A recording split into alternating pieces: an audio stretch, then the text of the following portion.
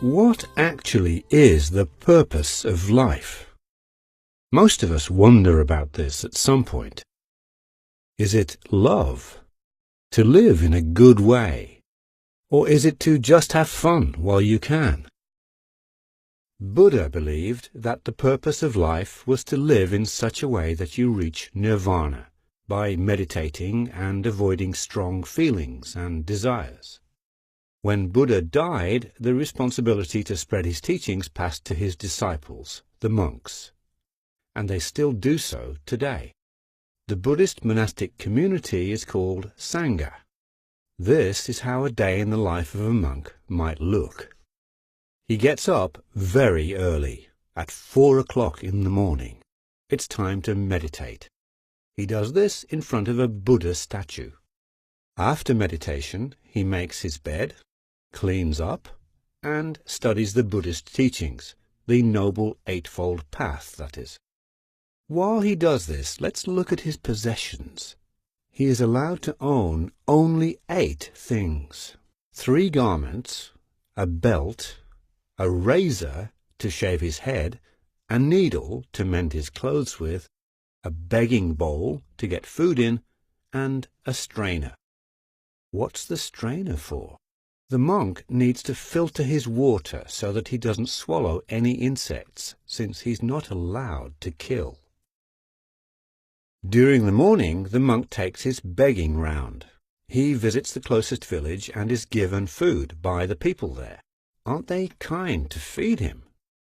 But that is not how Buddhists see it. They believe that it's the monk who is kind. He makes sure that they live a better life, learning to do good by sharing. That is why those who give him something thank him to be able to do this. They also thank him for words of wisdom that he gives them. Now the monk is back in the monastery. It's only 12 o'clock, but he has already had a long day. Is it time for a snack? No. After midday, he is not allowed to eat anything. Only drink water or tea. A monk is not allowed to have money, to see entertainment, to use perfume or jewelry. Neither is he allowed to lie on a soft, comfy bed, nor have sex. So the monk spends the rest of the day in quiet meditation and prayer. A common prayer is this one, called the 3 Refuges, or the 3 Jewels. I take refuge in the Buddha. I take refuge in the Dharma. I take refuge in the Sangha. By Dharma he means the teachings, the Noble Eightfold Path. So that is what a day in this boy's life might look like. Why boys? Why do we only talk about them? Where are the girls? The nuns? There are much fewer nuns than monks. In the beginning, Buddha didn't want women to join the Sangha. He thought that they would tempt the men sexually and distract them from meditating. But eventually he changed his mind. Women were allowed to join, but he gave the nuns more rules to follow than the monks.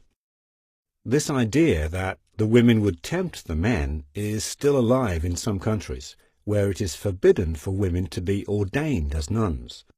In other countries, it's perfectly okay to become a nun, more equal, that is. So why do you become a monk or a nun? Some, of course, do this out of religious conviction.